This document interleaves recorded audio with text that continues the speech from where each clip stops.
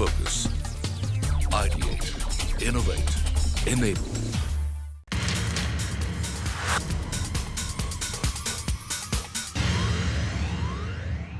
Hello and welcome to the 5th season of Lessons in Marketing Excellence. I'm Shruti Mishra.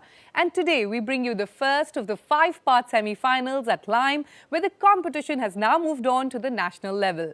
The winners of the campus round from India's top 12 B schools, along with the 3 wildcard entries, will go head-to-head in the battle to clinch the final 3 spots in the grand finale.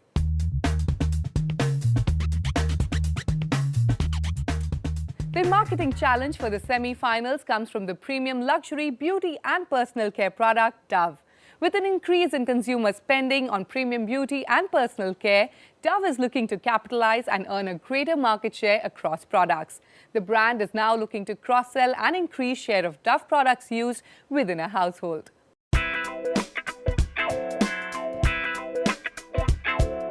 With rising growth and expenditure in the premium luxury beauty and personal care space in India, this segment has seen major international brands come in and stake claim. However, despite stringent competition, Dove, one of Unilever's leading brands globally with a presence in 80 countries worldwide and a distinct range of superior products, enjoys leading positions in the premium skin and hair cleansing categories in India. Dove was launched in India in 1993.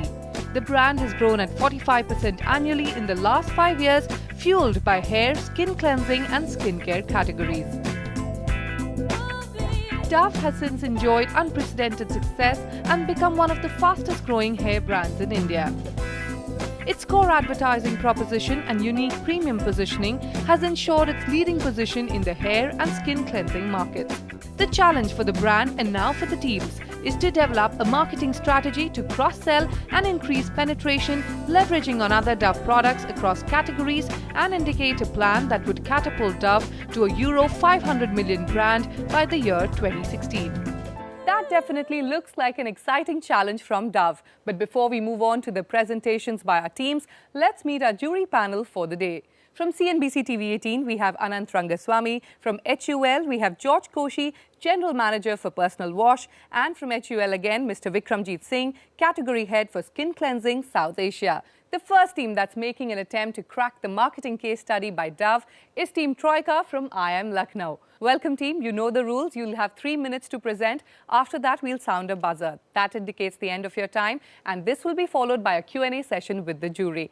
All the best, guys. The floor's open to you, and your time starts now. The apparent reason for a consumer to use beauty product is to maintain hygiene, address skin or hair issues, and look good. However, the underlying motivation is different. All consumers link beauty products directly with confidence and good personality. This definition of personality for all women includes 3 aspects: the way you look, the way you dress, and the way you talk. With this in place, we went ahead with the understanding of the consumer perception about the soap and shampoo category. Soap is a low-involvement product for the consumers. Consumer consider it not as a beauty product, but just as a cleansing agent with no or little additional benefits. As such, the consumer display high variety-seeking behavior in the soap category. Shampoo is a relatively high-involvement product. It is considered as a specialist in addressing hair issues with no competition from other products such as conditioners. Consumer consider Dove soap as a high-premium, good-quality product with moisturizing and as additional benefit. However, as it is not considered as a specialist in delivering these benefits, it is not completely associated with beauty. So even in case of Dove soap, the variety-seeking behavior of consumer is evident. In case of Dove shampoo, consumer display peculiar behavior. A woman consumer identifies and categorizes her hair problems on her own with no external consultations. We identified 3 broad issues to increase cross-selling and drive growth across categories. First, increase consumer involvement in the Dove soap category. Second, help the consumer identify the exact nature of their problem at the need of arousal stage. And lastly, address the identified primary needs of the consumer. These issues will be tackled in 2 stages. Stage 1, offer Dove soap and Dove body lotion as a complete nourishment solution for soft, smooth and glowing skin. Communicate to the consumer that using both of these products together will give the best results. Stage 2, offer Dove personality packages for the consumers. Go for tie-up with companies such as UCB. Create Dove-affiliated regular salons across India. The salon would use exclusive Dove products. The salon beautician will identify the exact nature of consumer's problem and help them choose the right Dove product. Year 1, we target a network of 491 affiliated saloons in Tier 1 such as Mumbai and Delhi by 2014. By 2015, we target around 1878 saloons in Tier 2 cities such as Lucknow and Nagpur. And by 2016, we expect a network of 2743 saloons in Tier 3 cities such as Jaipur and Patna. To design the media strategy, the factors influencing the purchase and media sources were found out across the life stages and stage of purchase behavior. Need arousal stage. Below 30 women spend maximum on hair, while post 30 the attention shifts to the skin. Information search stage across all life stages. Friends and mothers and word of mouth are the prominent influencers. Social media is important for below 30. These insights were used to design the communication strategies. How do you see this kind of resource-intensive Dove Salon network coming on top of the current work that we are doing on the One more question to add on to this. Are you recommending that along with hair, we use other categories also in the salon? Sir, to answer your question, first of all, we are saying that consumers perceive the Dove products as the best quality products. But what we said was the issue was in the consumer behavior. At the need arousal stage itself, the consumer was identifying the problem wrongly. We are saying that if you introduce an influencer at the right stage, that influencer will ensure that the consumer uses the right Dove product. So if a consumer has a need for dandruff care products, she should use the dandruff care. Sorry, that point is valid. I'm not debating on that point. I'm saying to create that infrastructure and back end, you literally need to move your resources from A to B. Are you suggesting a change of business model on Dove here? And sorry, secondly, just to add on to one more question, if you look across salons, other brands like L'Oreal, etc., you have a separate expertise range. Consumers don't want to be using the same product that you're getting in a retail shelf to go and spend money on it in a saloon, right? So that's the first problem. The second one is, how does it work across other Dove categories? And secondly, from a consumer standpoint, what additionally are you delivering to? These are all products which are available in the Kirana store next door.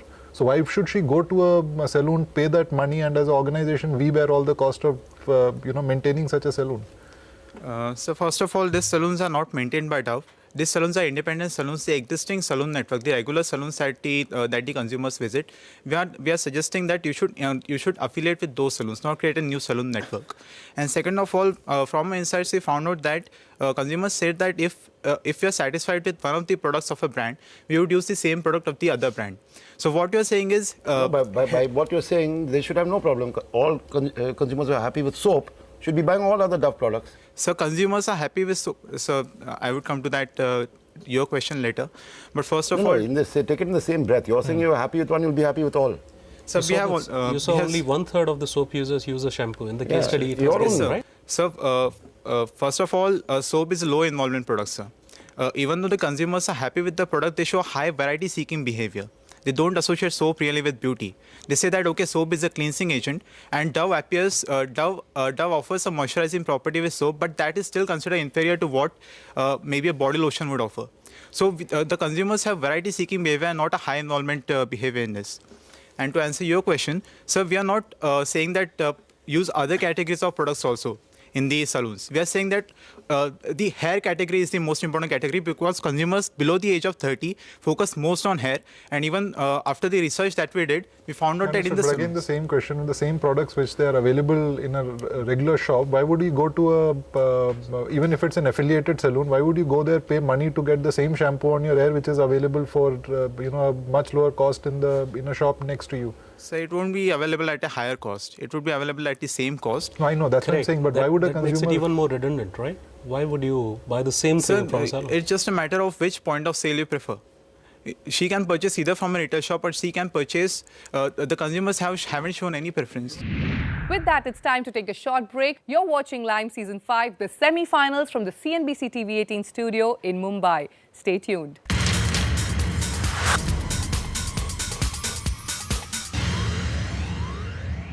Welcome back. You're watching Lessons in Marketing Excellence Season 5, the very first of the semi-finals this season. It's now time to call on our second semi-finalist team, the team from FMS Delhi, Team Nimbu Maarke. All right, team, it's now time to buckle up. You already know the rules. You'll have 3 minutes to present. After that, we'll sound a buzzer. That indicates the end of your time, and this will be followed by a Q&A session from the jury. All the best, and your time starts now. We spoke to consumers and experts to understand the personal care segment. Consumers buy body care for generic needs like cleansing and smell, typically depicting a routinized buying behavior. Loyalty is high for specific benefits like germ-free from Dettol or Lifebuoy and moisturizing from Nivea or Dove. Dove is synonymous to Ek Chauthai moisturizer, which is the biggest purchase driver. Hair care, on the other hand, is a very different category, where consumer purchase is largely problem-solution driven. Consumers buy based on experience. Loyalty is high, especially for attribute leaders like Head & Shoulders in the dandruff segment. For consumers, Dove shampoo has a slightly unclear image. The uptake of Dove is experience-driven. When probed further, consumers implicitly draw a parallel to moisturizing attribute from soap for shampoo as well.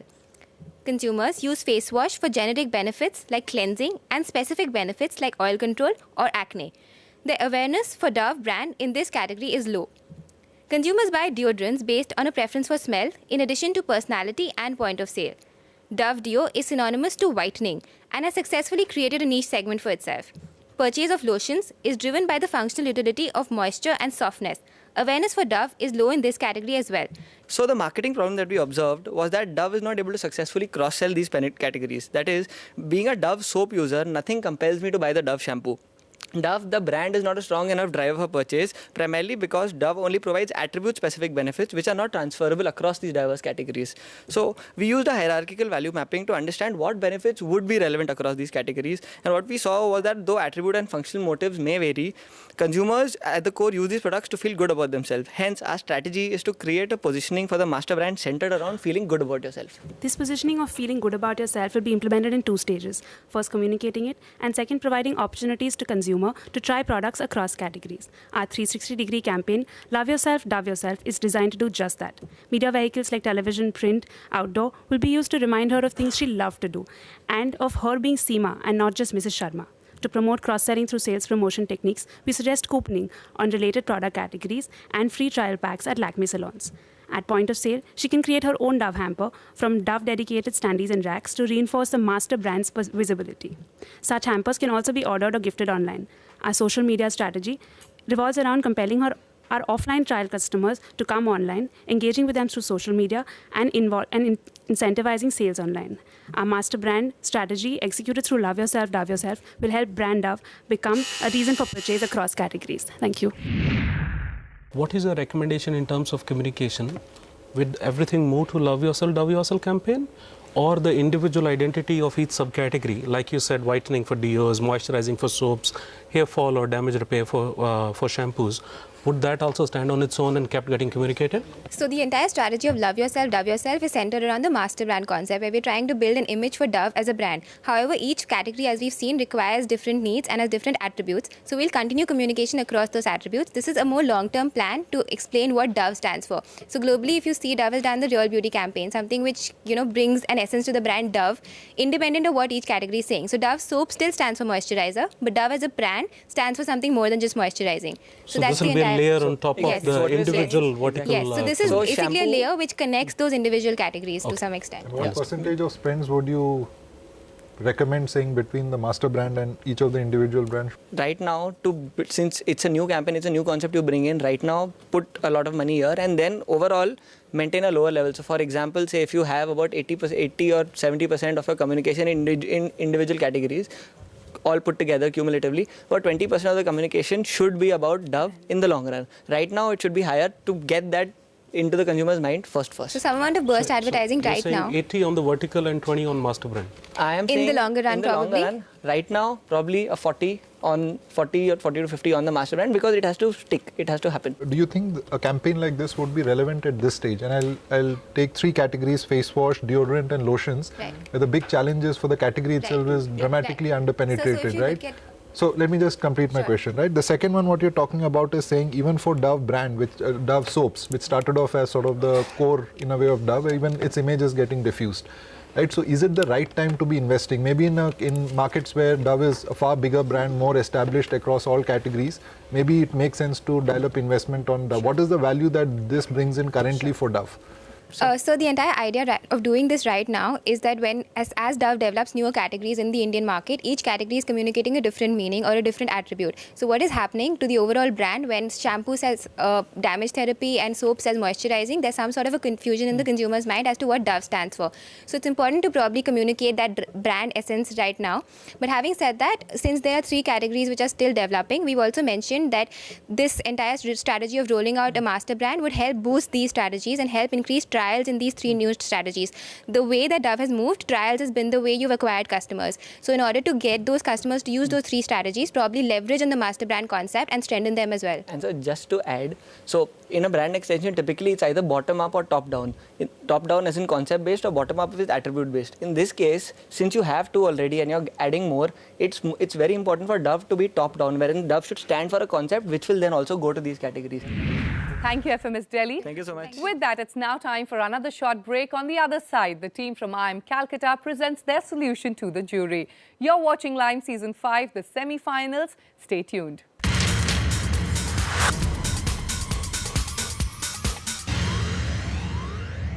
Welcome back. You're watching Lessons in Marketing Excellence Season 5, the first semi-final round from the CNBC TV18 studio in Mumbai. The final team to present today is the team from Calcutta, Team Marketing. Team, you know the rules. You'll have 3 minutes to present. After that, we sound a buzzer. That indicates the end of your time, and this will be followed by a Q&A session with the jury.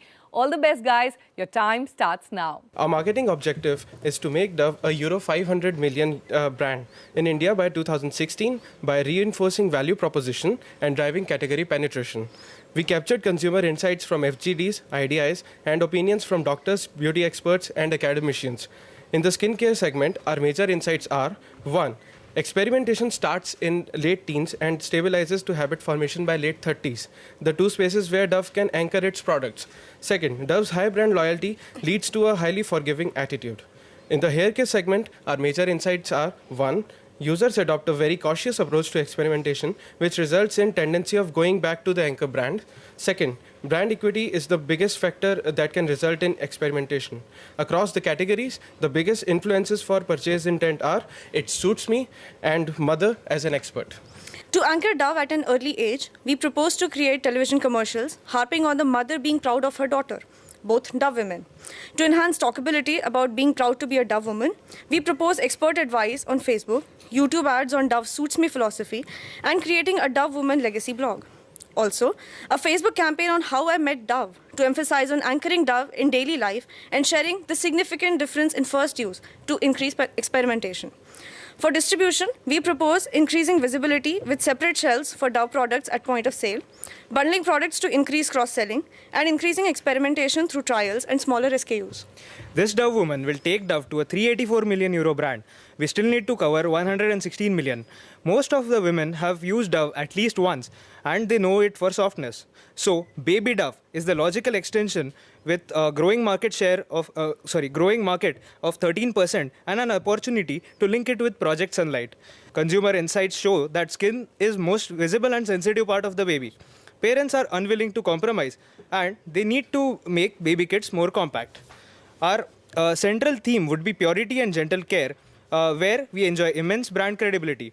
We are developing products in soap, hair and body wash combined, and body lotion category with ultra-sensitive and Mother Nature variants.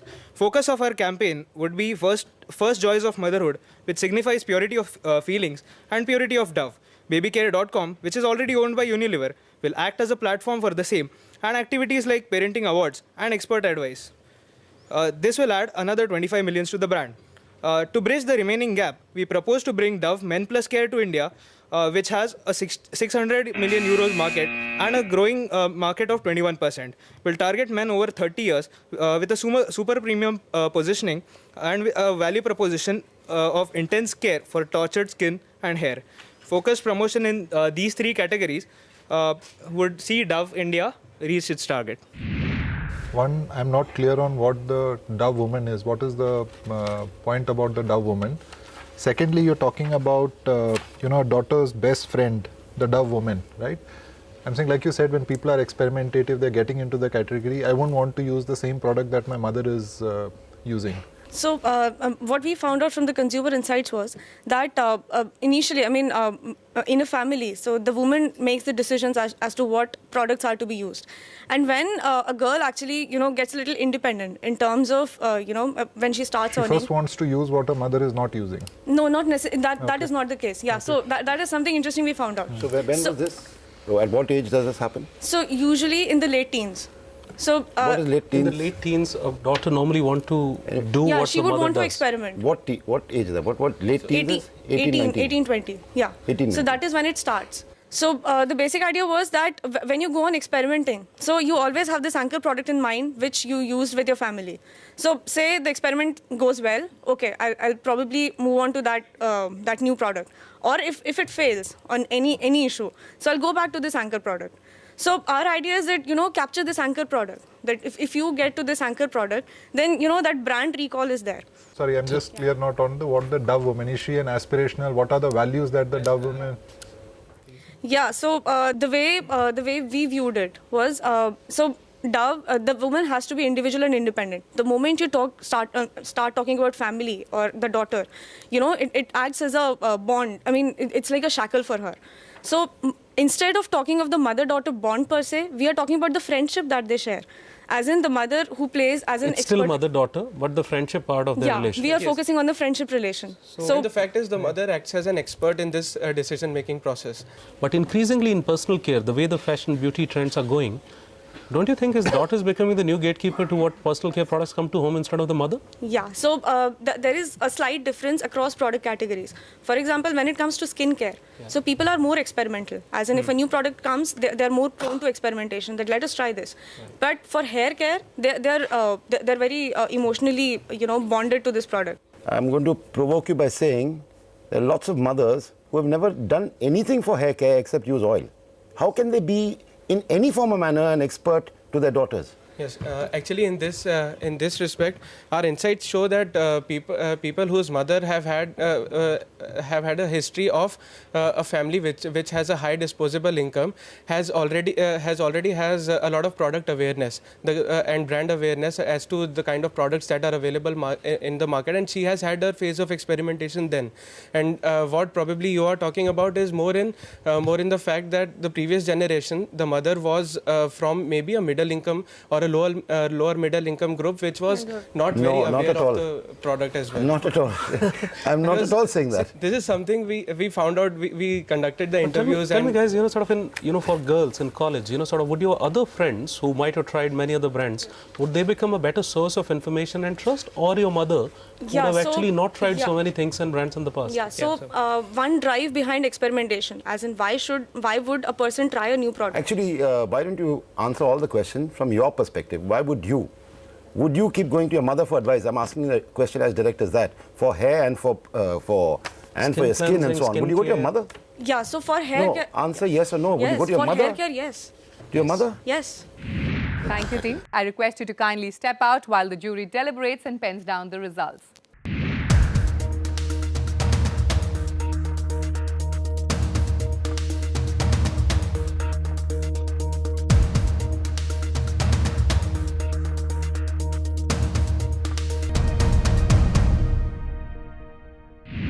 At the end of this first semi-finals round, this is where our teams stand. Let's take a look at the leaderboard. Placed third is the team from IIM Calcutta with 11.9 points. Second is the team from IIM Lucknow with 13.8 points. And FMS Delhi has come first with 25.2 points. Congratulations, FMS Delhi. Well, that's a wrap on this episode of Lime. Join us next week for the second semi-final round as 3 more teams from across the country face the same challenge on their journey to reach the grand finale. Until next week, goodbye and many thanks for watching.